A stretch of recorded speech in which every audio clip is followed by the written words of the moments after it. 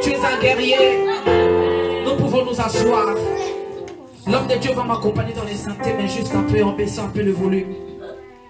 Alléluia. Comme je l'ai dit, Dieu nous a choisis. Dieu t'a choisi. Parce que tu es une guerrière, parce que tu es un guerrier. Parmi tant des personnes qui devaient être là cet après-midi, mais toi tu es là. Tu as forcé, tu es venu. Le Dieu que nous servons, c'est un Dieu qui ne ment jamais. Amen. La Bible nous dit qu'il n'est pas un fils d'homme pour mentir ni pour se repentir. Ce qu'il dit, il le fait. Alléluia. Son nom s'appelle fidèle. Son nom s'appelle fidèle. Et nous croyons que Dieu qui nous a convoqués cet après-midi en ces lieux, Dieu a préparé quelque chose pour nos familles. Dieu a préparé quelque chose pour nos vies. Dieu a préparé quelque chose pour ta vie. Dieu a préparé quelque chose pour nos maisons, pour notre mariage, pour nos enfants. Dieu a préparé quelque chose pour les membres de nos familles. C'est pourquoi Dieu a dit que nous devons être là cet après-midi. Alléluia. Je vous salue encore tous dans le nom de Jésus. Pour ceux que je n'ai pas salués au début, soyez tous bénis dans l'amour du Seigneur. Alléluia. Vous que nous suivez via les réseaux sociaux, que Dieu vous bénisse là où vous êtes. 6 au verset 8. Dieu rencontre l'homme de Dieu, le prophète Ésaïe, et Dieu l'appelle. Ésaïe le chapitre 6 au verset 8. Dieu appelle l'homme de Dieu, lui donne une mission. Mais voici ce que Dieu lui demande maintenant au verset 8.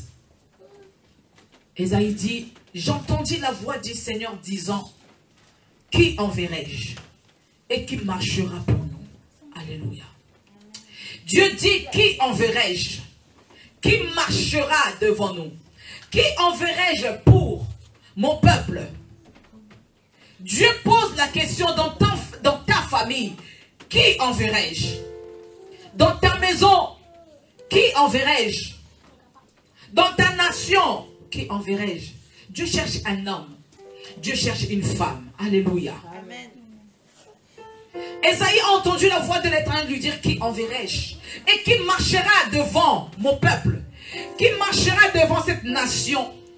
Qui marchera devant cette famille? Ésaïe dit: Seigneur, me voici, envoie-moi. Alléluia. Ésaïe a répondu: Seigneur, me voici, envoie-moi. Dieu cherche un homme. Dieu cherche une femme qui peut se lever. Dieu cherche un homme et une femme qui peut se lever dans ta famille. Dieu cherche un homme ou une femme qui peut se lever dans cette nation. Dieu cherche un homme ou une femme qui peut se lever dans ton pays, dans ta maison, dans ton couple. Dieu cherche un homme. Et ce que j'aime avec Dieu, toi qui es là cet après-midi, Dieu t'a trouvé. Alléluia. Amen. Toi qui es là cet après-midi, Dieu t'a trouvé. Amen. Parce que cette parole, tu l'as entendue. Ésaïe a dit: quand j'ai entendu la voix de l'Éternel poser cette question, j'ai répondu: mais voici, Seigneur, envoie-moi. Alléluia. Donc toi qui es là, tu as entendu cette parole. Et tu réponds, tu as répondu par ta présence: Seigneur, je suis disponible et disposé. Alors envoie-moi. Alléluia. Quand je dis que nous sommes disponibles, c'est-à-dire que Seigneur, je suis disponible à recevoir ta présence. Je suis disponible à recevoir tes instructions. Et quand je dis Seigneur, je suis disposé, c'est-à-dire Seigneur, je suis disposé que tu m'utilises. Alléluia. Je ne suis pas simplement disposé à recevoir ta présence. Je ne suis pas simplement disposé à recevoir des instructions. Mais je suis également disposé à faire de moi ce que tu veux pour la cause de ma famille. Alléluia. Pour la cause de ma nation. Et Dieu nous a dit: voici comment est-ce que ce département des familles sera appelé. Ces rencontres que nous avons commencé à prier pour nos familles.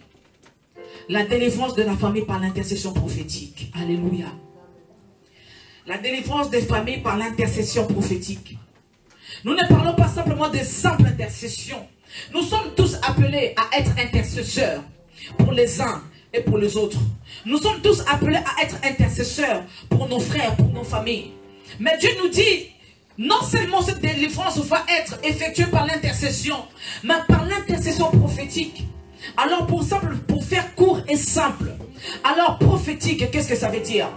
Le prophétique, c'est pro, qui veut simplement dire projet ou programme. Alléluia. C'est-à-dire ce qui va venir, ce qui viendra. Alors, dans l'intercession, qui est un intercesseur? Généralement, selon la définition la plus simple, un intercesseur, c'est une personne qui se met entre Dieu et le diable. Cette personne se met au milieu. C'est-à-dire que cette personne prie par rapport à la cause d'une personne. Quand cette personne est attaquée par rapport à l'ennemi, moi, je me mets comme intercesseur pour contrecarrer l'œuvre de l'ennemi. Quand mon frère ou ma soeur attend la réponse de l'Éternel, moi je me mets devant le Seigneur, j'intercède, je prie pour que la réponse de Dieu puisse arriver rapidement. Alléluia. C'est ça, être un intercesseur. Non simplement ça, mais Dieu nous dit par l'intercession prophétique. Donc c'est-à-dire par ce qui va venir. Ce qui s'est passé dans ma famille, ce qui s'est passé dans ta maison, tu le sais, tu es au courant. Alléluia. Ce n'est pas quelque chose qui est caché. C'est quelque chose qui est déjà dévoilé. C'est quelque chose que nous connaissons. Alléluia. Mais ici, le Seigneur nous a dit d'intercéder. Mais nous devons être prophétiques. La Bible nous dit que dans les derniers temps, Dieu répandra de son esprit sur toute chair. Vos filles et vos fils prophétiseront. Alléluia. Nous sommes arrivés dans les derniers temps où nous voulons être remplis de l'Esprit de Dieu. Où nous voulons être remplis, saisis par l'onction prophétique. Parce que nous voulons parler de la part du Seigneur. Alléluia. Parce que nous voulons parler de la part de Dieu. Alors l'intercession prophétique, c'est déclarer des choses, prophétiser des choses pour que ces choses puissent arriver. Alléluia. Parler, prophétiser, programmer des choses. Ou déprogrammer également ce que l'ennemi avait déjà programmé pour nos familles. Déprogrammer l'œuvre de l'ennemi. Déprogrammer ce que l'ennemi avait prévu de faire pour nos couples. Ce que l'ennemi avait prévu de faire pour nos enfants. Ce que l'ennemi avait prévu de faire pour nos frères et sœurs. Ce que l'ennemi avait programmé de faire pour notre nation. Alléluia. L'intercession prophétique, nous allons prier, mais avec des sujets bien concrets. Avec des sujets que Dieu nous a révélés. Nous ne voulons pas prier parce que d'habitude, quand nous intercédons, nous avons des sujets bien programmés, bien détaillés. Mais comme nous sommes de ceux qui sont prophétiques, qui sont connectés à l'Esprit de Dieu, nous voulons prier selon la pensée de Dieu. Amen. Nous voulons prier selon ce que Dieu nous mettra à cœur. Nous ne voulons pas prier par rapport à ce que nous connaissons. Alléluia. Amen. La Bible nous dit que le Saint-Esprit sonde le cœur et les profondeurs de Dieu. C'est lui qui connaît les profondeurs de Dieu. C'est lui qui connaît la pensée de Dieu. Et c'est le Saint-Esprit qui est capable de nous révéler quelle est la pensée de Dieu pour nos familles. Comme celui qui connaît le futur de nos familles, alors nous voulons que l'Esprit de Dieu puisse nous parler ce qui ne va pas dans nos familles, ce qui ne va pas dans notre propre vie, ce qui ne va pas dans nos maisons, ce qui ne va pas dans la vie de nos frères et sœurs, afin que nous soyons ces personnes qui vont prier avec des sujets bien précis et bien ciblés. Nous ne voulons pas prier vaguement, mais nous voulons prier avec des cibles, avec des sujets bien précis. Alléluia. Nous allons prendre un verset biblique de notre sujet ce matin, aujourd'hui plutôt, dans les livres d'Ézéchiel. Ézéchiel, le chapitre 16. Ézéchiel, chapitre 16, 2 à 5. J'ai pris que le Seigneur nous fasse grâce de comprendre la pensée de Dieu. C'est pourquoi nous avons beaucoup prié à réclamer le Saint-Esprit. Et d'ailleurs, pendant que nous étions en train de prier, Pendant que j'étais là, j'ai vu des anges entrer, marcher comme ça. Les anges sont en ces lieux. Les anges sont là. Les anges sont parmi nous. Et quand les anges de Dieu sont là, parce qu'ils veulent faire quelque chose, ils sont au service de Dieu. Dieu les a envoyés pour accomplir une mission. Et je crois que le Seigneur est présent. Oh, je l'appelle fidèle. Je l'appelle l'associé par excellence. J'appelle le partenaire fidèle.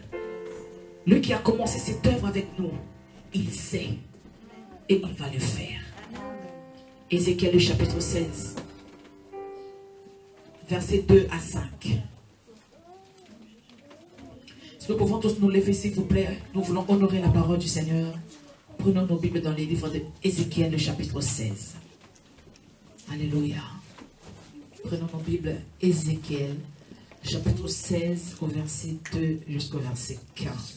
Jusqu'au verset 5. Saint-Esprit, j'ai prié que ta parole ce matin, cet après-midi, délivre une âme. Je prie que ta parole, cet après-midi, délivre une personne pour que cette personne puisse comprendre, Seigneur, l'origine des problèmes dans nos familles. Nous voulons découvrir l'origine des problèmes dans nos vies. Nous voulons découvrir l'origine des problèmes dans nos mariages. Ce qui ne va pas. Nous voulons découvrir l'origine dans le nom de Jésus. Ézéchiel, chapitre 16, au verset 2 jusqu'au verset 5, la Bible nous dit: Fils de l'homme, fais connaître à Jérusalem ses abominations.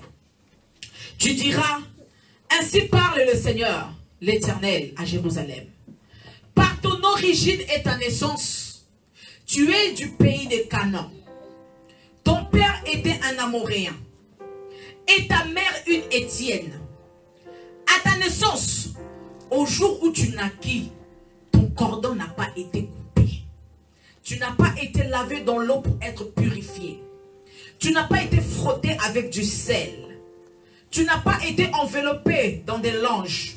Nul n'a porté sur toi un regard de pitié pour te faire une seule de ces choses. Par compassion pour toi. Mais tu as été jeté dans les champs les jours de ta naissance parce qu'on avait horreur de toi. Alléluia. Ésaïe le chapitre 54. Ésaïe le chapitre 54 verset 6. Saint-Esprit, merci. Alléluia. 54.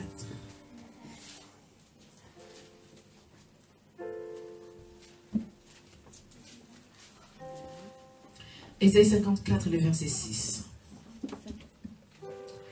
La Bible nous dit: car l'Éternel te rappelle comme une femme délaissée et au cœur attristé, comme une épouse de la jeunesse qui a été répudiée, dit ton Dieu.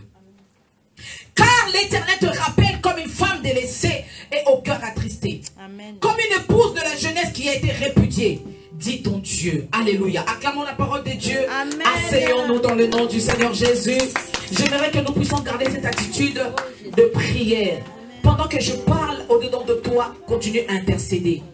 Pendant que je parle au-dedans de toi, continue à prier. Parce que je sais que cet après-midi, Dieu va délivrer. Les chaînes vont être tombées. Ézéchiel 16, la Bible nous dit que Dieu dit à Ézéchiel: fils de l'homme, fais connaître à Jérusalem ses abominations. Tu diras, ainsi parle le Seigneur, l'Éternel à Jérusalem. Dieu parle aux enfants d'Israël. Le peuple choisi par Dieu. Le peuple mis à part. Un peuple qui est élu de Dieu. Et ce que j'aime avec le Seigneur, par sa compassion et son amour, le Seigneur nous a choisis également. Le Seigneur nous a élus. Et le Seigneur nous a mis à part. Alléluia. La Bible nous dit: par ton origine et ta naissance. Avant de connaître d'abord quel est le problème qui se passe dans ma famille, quel est le problème qui se passe dans ma propre vie, je dois d'abord connaître mon origine. D'où je suis sorti. Depuis ma naissance, qu'est-ce qui s'est passé pour que je sois ainsi? Pour ce qui se passe ainsi. Par ton origine et ta naissance. La première chose, Dieu dit: tu es du pays de Canaan. Alléluia. Tu es du pays de Canaan. Canaan qui veut simplement dire limité. Sans vision. Nous connaissons tous le pays de Canaan, ce pays que Dieu a donné aux enfants d'Israël. Quand les enfants d'Israël sont sortis d'Égypte, ils sont partis dans les déserts pendant un temps et Dieu leur a promis le pays où coule le lait et le miel. Alléluia. La définition que nous connaissons du pays de Canaan, c'est un pays où coule le lait et le miel. Mais avant que ce pays soit un pays où coule le lait et le miel, dans son origine, Canaan, qui veut simplement dire limité. Une vision limitée, qui n'a pas de vision. Donc c'est-à-dire une personne qui est limitée dans sa vie, une personne qui ne voit pas loin, qui voit juste le bout de son nez. Une personne qui n'a pas de projet, une personne qui n'a pas de programme. Alors Canaan, Dieu précise. Premièrement, ton origine et ta naissance, tu es d'abord du pays de Canaan. Première chose. Ton pays dans lequel tu es né, c'est un pays qui est limité, qui est sans vision. Donc une personne qui est limitée, qui est sans vision, c'est une personne qui n'ira pas loin. Et Dieu continue de dire, non seulement Dieu du pays de Canaan, dans Canaan, il y a 7 États, un peu comme les États-Unis. Il y a 7 États dans Canaan. Dieu précise d'abord que tu es du pays de Canaan. Et là, Dieu révèle que ton père était un Amoréen. Alléluia. Amen. Alors, les Amoréens, c'était un peuple qui vivait dans les montagnes. Alléluia. C'était des personnes qui vivaient dans la montagne. Et ces personnes qui vivaient, déjà une personne qui vit déjà dans la montagne, c'est-à-dire où il y a plein de rochers, etc., ils ont une vie très difficile.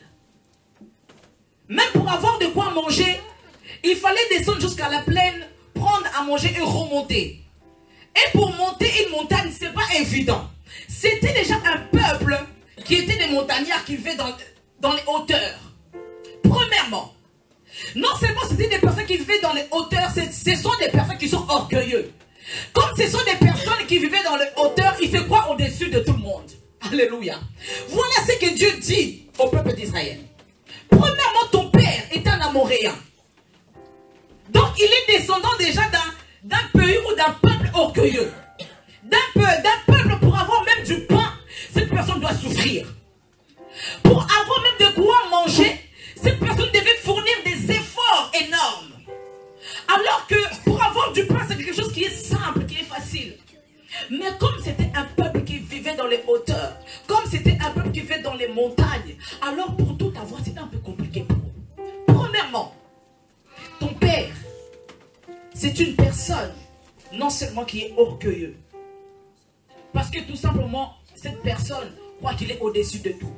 Et des personnes comme ça, ce sont des personnes qui aiment l'honneur. Ce sont des personnes qu'on puisse toujours leur dire: tu es bien habillé, tu es beau, tu es merveilleux, tu es excellent. Quand tu parles, on ne voit que toi. Quand tu prêches, il n'y a que toi. Ce sont des personnes qui aiment ça. Pendant que je suis en train de parler, commence à t'examiner. Peut-être que tu te dis que moi je me retrouve. Si tu ne te retrouves pas, peut-être qu'il y a un membre de ta famille qui se retrouve.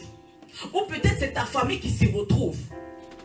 Pour avoir ce qui semble facile, mais vous, pour l'avoir, c'est difficile. Alléluia. Amen. Non seulement tu es dans un pays qui n'a pas de vision. Donc tu es né déjà dans une famille qui est limitée. Une famille qui n'a pas de vision. Une famille qui ne va pas loin. Non seulement dans cette famille-là, ton grand-père était comme ça. Maintenant, ton père, qui était amoréen, ton père, c'était un orgueilleux. Il aimait l'honneur. Alléluia. Amen. Pour avoir simplement une petite chose, ton père devait souffrir. Et la Bible ne s'arrête pas là. La Bible continue de dire: et ta mère, une Étienne. Alléluia. Amen. Alors, les Étiens, c'était les fils de Heth. Ce sont des personnes certainement qui vivaient dans les plaines. Alléluia. Mais c'était des personnes qui avaient une phobie de la peur. Ces personnes, on les reconnaissait à Canaan. C'était des personnes qui avaient tellement peur. C'était des personnes qui étaient dépressives.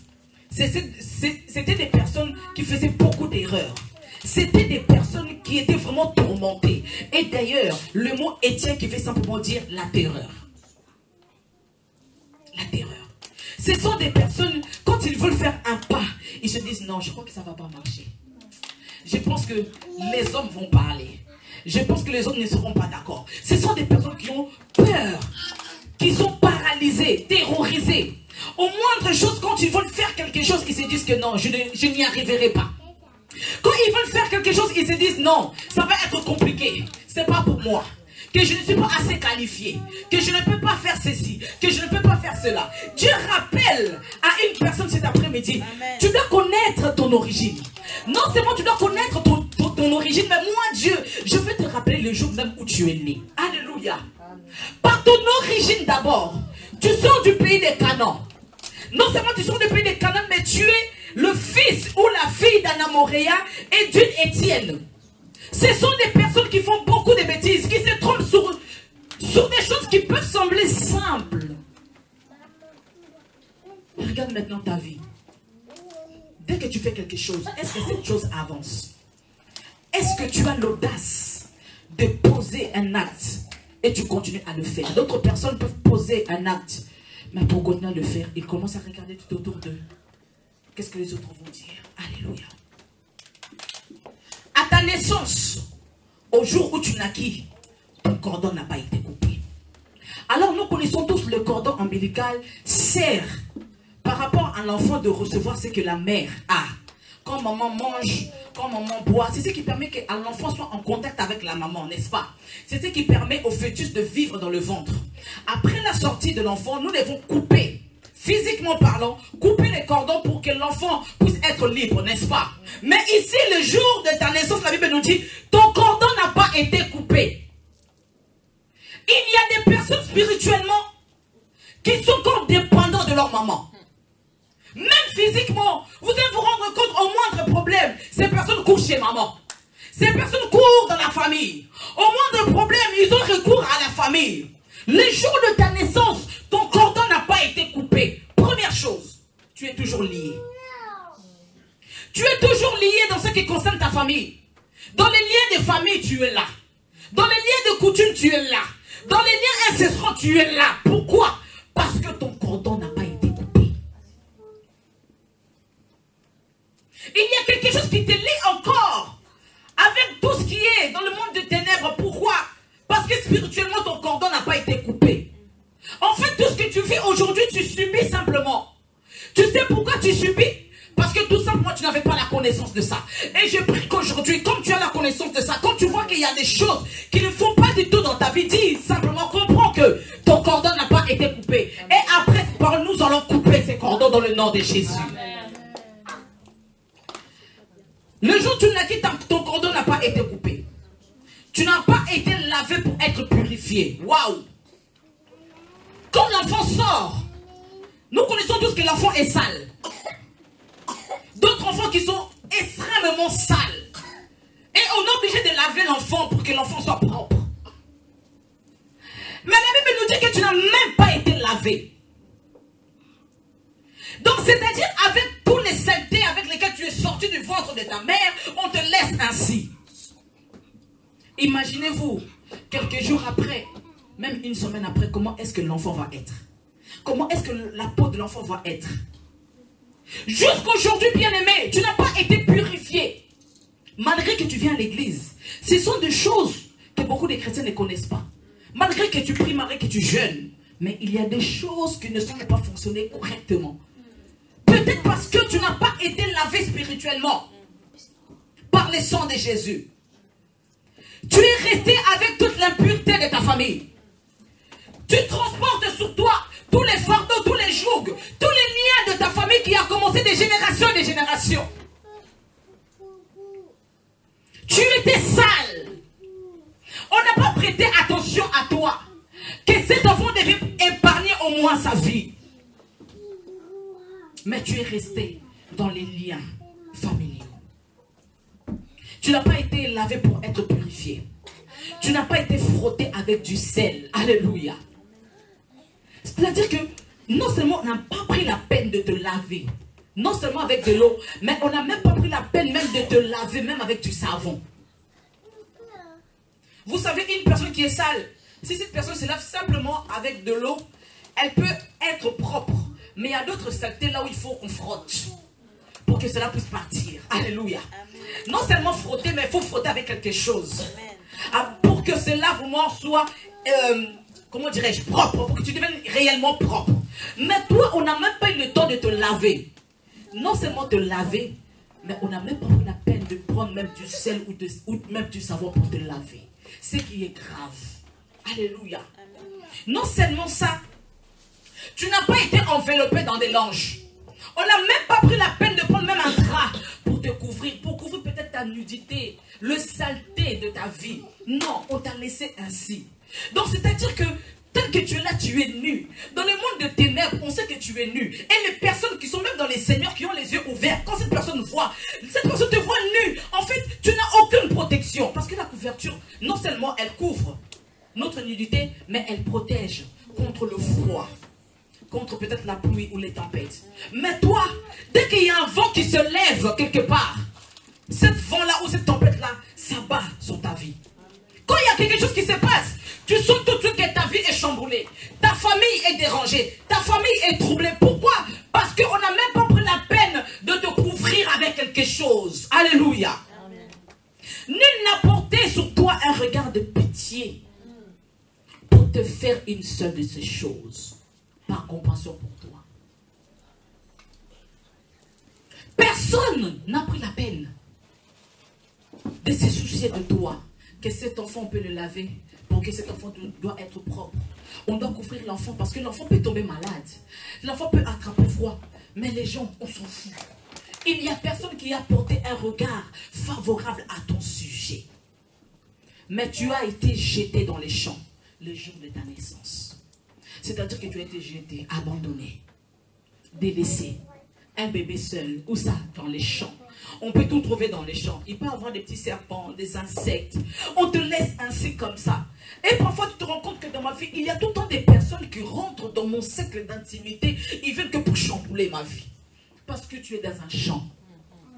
Il y a des personnes qui sont là, qui viennent que dans ta vie pour te détruire.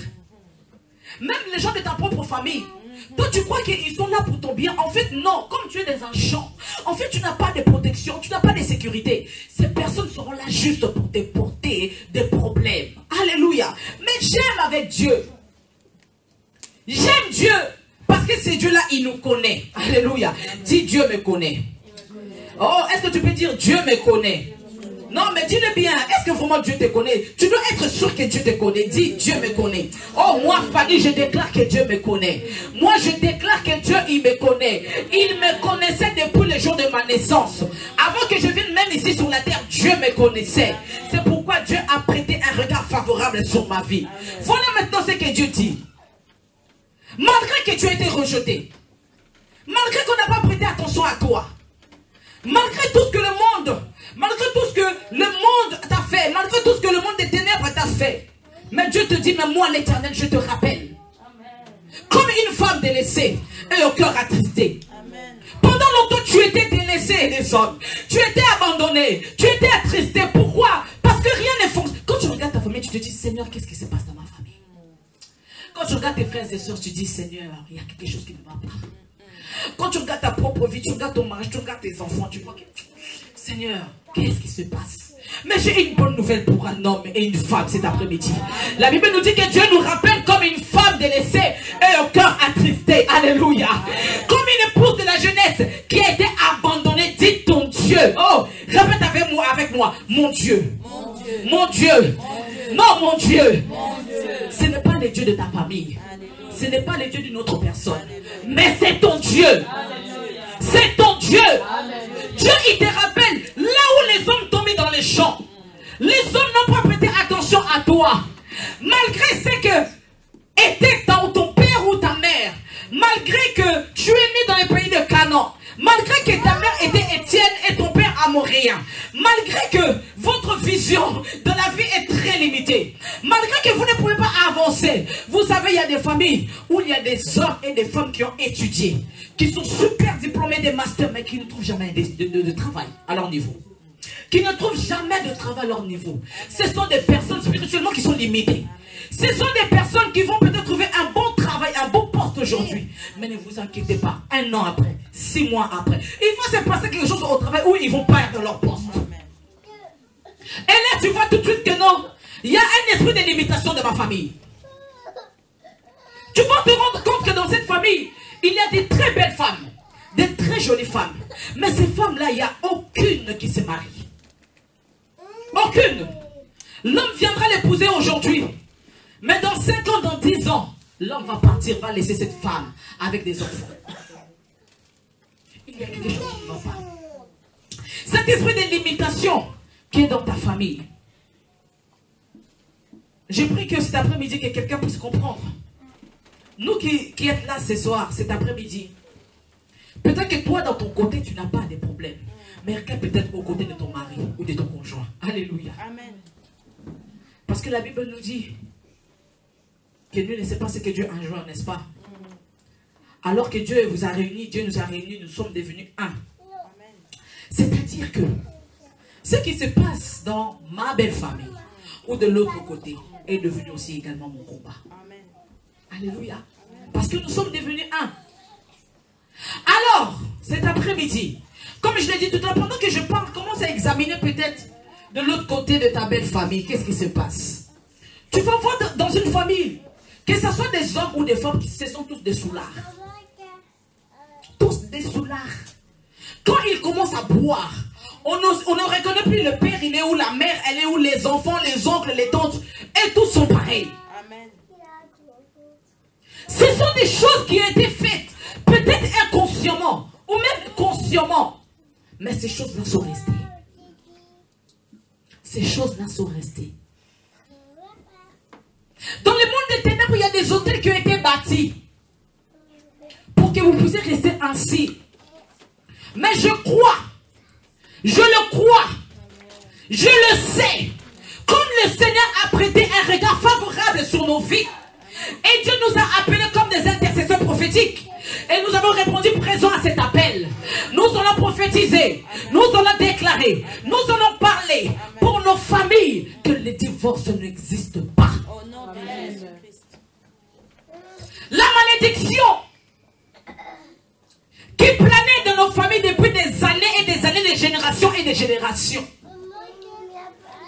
La Bible nous dit que s'il y a une personne qui se lève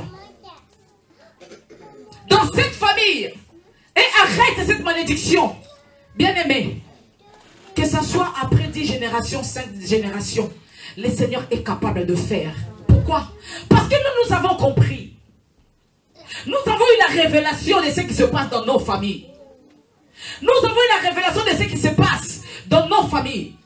Alors je me lève comme Esaïe. Je réponds présent, Seigneur. Pourquoi? Parce que je veux que ma famille soit sauvée. Je veux que ma famille soit restaurée. Je veux que ma famille vive la gloire de Dieu également. Je ne veux pas rester dans mon coin en vivant la gloire de Dieu et la grâce de Dieu. Alors qu'entre-temps ma famille est encore emprisonnée dans les prisons spirituelles. Entre-temps ma famille est encore dans la marmite familiale. Ce n'est pas possible. Alléluia. Amen.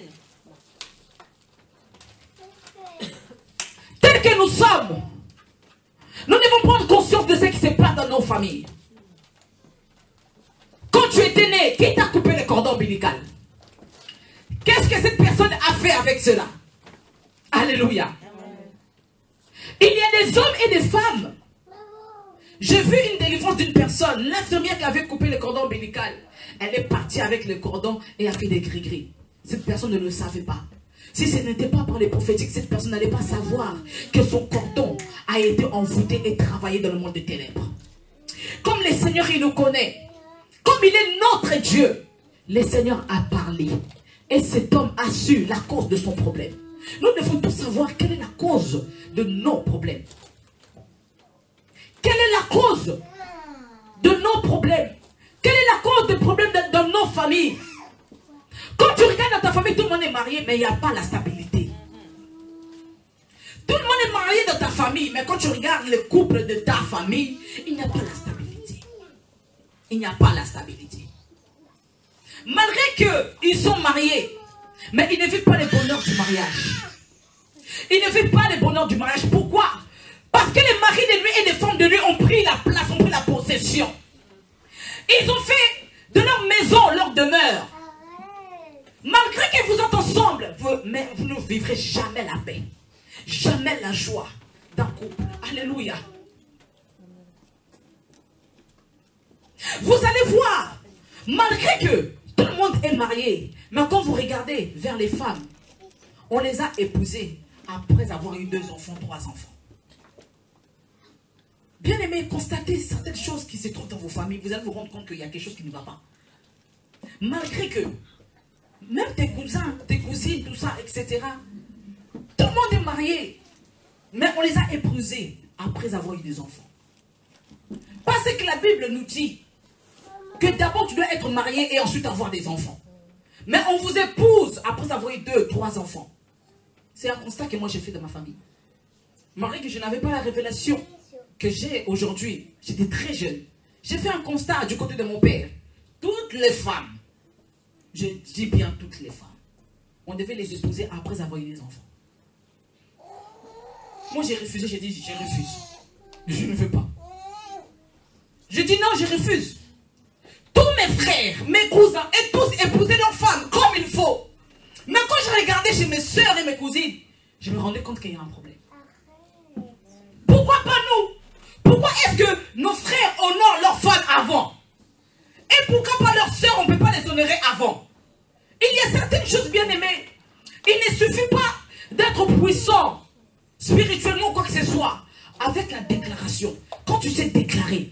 À l'époque, j'avais même pas 20 ans. J'ai dit, moi, je refuse. Parce que j'avais compris. J'avais fait un constat. Je ne sais pas. Du jour au lendemain, comme ça, j'ai commencé à réfléchir. Je pense que c'était l'Esprit de Dieu. Quand j'ai fait ce constat, j'ai dit, moi, je refuse. Ces choses-là doivent commencer par moi. Si c'est encore trop tard pour les autres, mais pour moi, ça ne va pas être trop tard. Ça va commencer à partir de moi. À partir de moi, je sais que mes cousines, mes enfants qui viendront après, mes nièces, mes soeurs vont se marier avant d'avoir des enfants. Et c'est ce que j'ai fait. Alléluia. Et quand vous constatez des choses comme ça dans vos familles, vous devez prévenir. Voilà ce qui se passe dans mon famille. Voilà ce qui se passe dans notre famille. Même si personne n'écoute, on te prendra pour une folle. On te prendra pour une personne qui est très spirituelle. Mais ce n'est pas grave. Au moins toi, tu as parlé. Alléluia. Amen. Tu as une phobie de la peur. Même pour servir Dieu, tu dis que non, je ne suis pas encore prêt. Je ne suis pas encore prête. Même pour servir le Seigneur, tu dis que non, je pense que je ne pourrai pas. Quand tu te mets devant les hommes, il y a des personnes qui n'arrivent même pas à parler devant 2 personnes. Ces personnes tremblent. Elles ont une phobie incroyable de s'exprimer devant les gens. Ce n'est pas normal. Ce n'est pas normal. Et ici, Dieu nous a dit, voilà ce qui se passe. Tu dois connaître ton origine.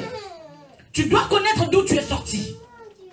Tu dois savoir pourquoi cela se passe dans ma famille. Pourquoi ça se passe dans ma vie. Parce qu'il y a eu ceci.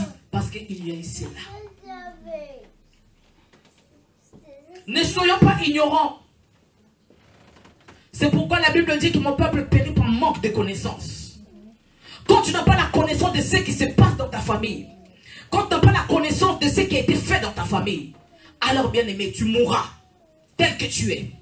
Tu mourras avec des démons que tu n'as pas eu connaissance. Tu mourras avec des liens que tu n'as pas connus. Tu mourras avec certaines choses qui ont traîné alors que tu étais zélé. Peut-être chrétien, servant, fervent.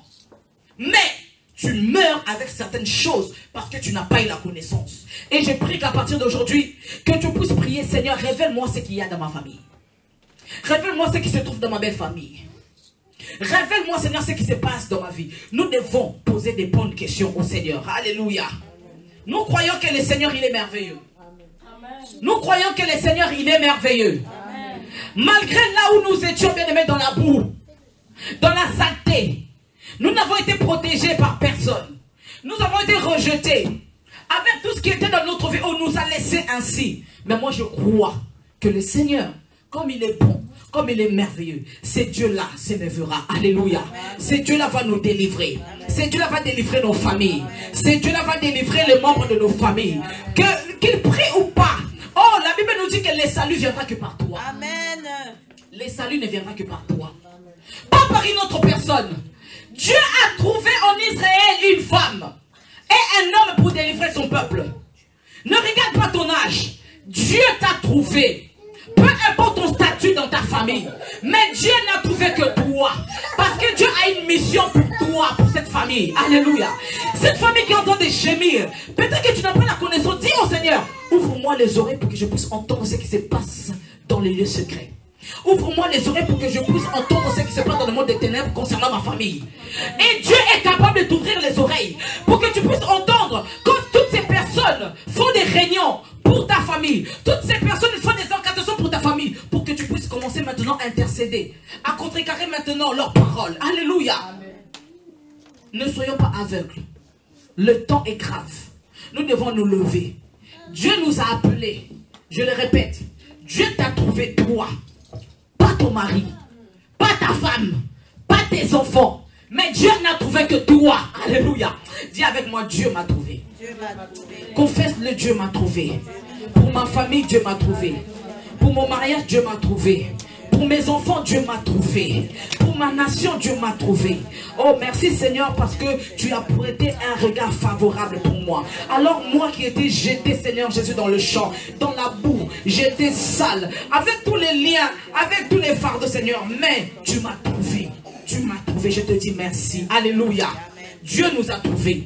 Ne dis pas que non, eux-mêmes doivent prier pour leur salut. Non, c'est à toi de prier pour leur salut.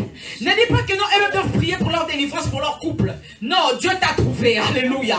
Ne dis pas que non, mon mari n'a qu'à prier pour ses problèmes. Non, Dieu t'a trouvé. Ne dis pas que ma femme doit prier que pour ses problèmes. Je dis, Dieu t'a trouvé. Ne dis pas mes enfants maintenant, ils sont majeurs, ils sont adultes, ils doivent prier pour leur propre vie. Non, Dieu t'a trouvé. Amen.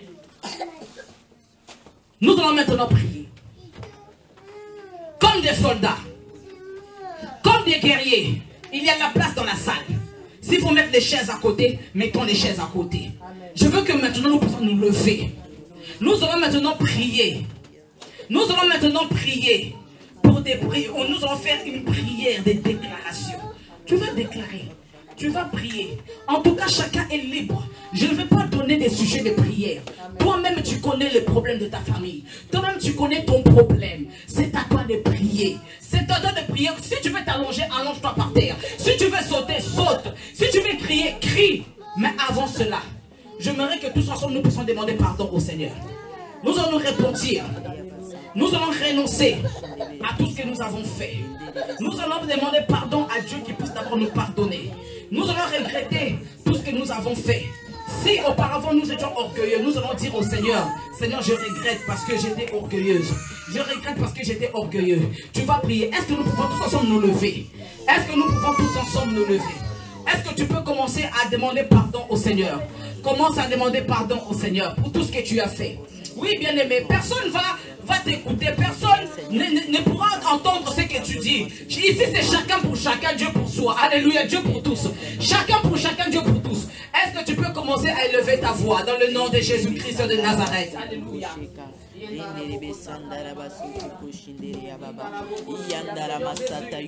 Yahweh, nous venons près de toi, Seigneur, nous te demandons pardon. Seigneur Jésus, pardonne-moi, Yahweh. Pardonne-moi, Seigneur, parce que j'étais ignorante, Seigneur Jésus, de ce qui s'est passé dans ma famille et dans ma propre vie. J'étais ignorante, Seigneur Jésus, Yahweh, par rapport à ce qui s'est passé dans ma propre vie. Je me répands cet après-midi. Je te demande pardon, Seigneur. Pardonne-moi, le véritable Dieu. Pardonne-moi, le roi des rois. Pardonne mes erreurs commises, Seigneur, dans le passé. Pardonne mes erreurs, Seigneur, commises dans le passé. Pardonne-moi, Seigneur Jésus, parce que j'étais vraiment distraite. Seigneur de gloire, je te demande pardon. Je regrette, Seigneur Jésus, par rapport à mon comportement. Je n'étais pas obéissante, ni soumise au Dieu. C'est pourquoi je te demande pardon, le véritable Dieu. Pardonne-moi, le roi des rois. Pardonne-moi, le Seigneur des seigneurs. Pardonne chacun de nous cet après-midi. Pardonne chacun de nous dans le nom de Jésus. Je te demande pardon, Seigneur Jésus. Je te demande pardon, Seigneur de gloire. Je te demande pardon, le Dieu Tout-Puissant. Pardonne mes péchés. Pardonne mes péchés. Pardonne mes péchés. Pardonne mes péchés. Pardonne mes péchés, Seigneur. Pardonne mes péchés, Seigneur Jésus. Pardonne mes péchés, le véritable Dieu, Papa. Si toi tu ne me pardonnes pas, Seigneur Jésus, qui pourra me pardonner dans le nom de Jésus? Si toi tu ne me pardonnes pas, Seigneur Jésus, qui pourra me pardonner dans le nom de Jésus-Christ de Nazareth? Amen. Vous allez répéter cette prière après moi. Vous allez répéter cette prière après moi. Les enfants, pareil, vous aussi, vous devez répéter cette prière après moi. Est-ce que vous pouvez répéter après moi? Je me répands, Seigneur. Je me répands, Seigneur.